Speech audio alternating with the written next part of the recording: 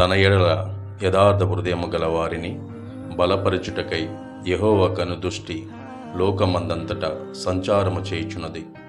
2వ దినవృత్తాంతములు 16వ అధ్యాయము 9వ వచనము.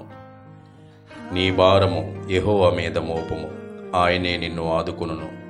కీర్తన గ్రంథము 55వ అధ్యాయము 22వ వచనము. నేను దప్పిగల వాని మీద నీళ్లను, ఎండిన భూమి మీద ప్రవాహ జలములను కుమ్మరించెదను. యెషయా 44వ అధ్యాయము 3వ వచనము.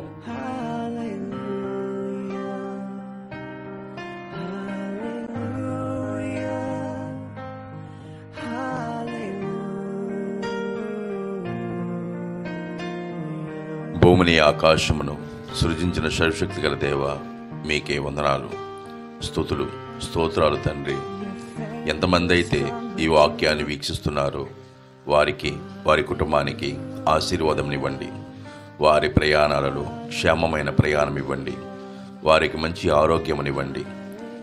మీరు ఆఖరి సమయంలో మమ్మల్ందరినీ జ్ఞాపకం చేసుకుంటారని త్వరలో రానయ్యున్న మా ప్రభు అయిన యేసుక్రీస్తు నామములో బ్రతిమాలి వేడుకునిచున్నాం తండ్రి.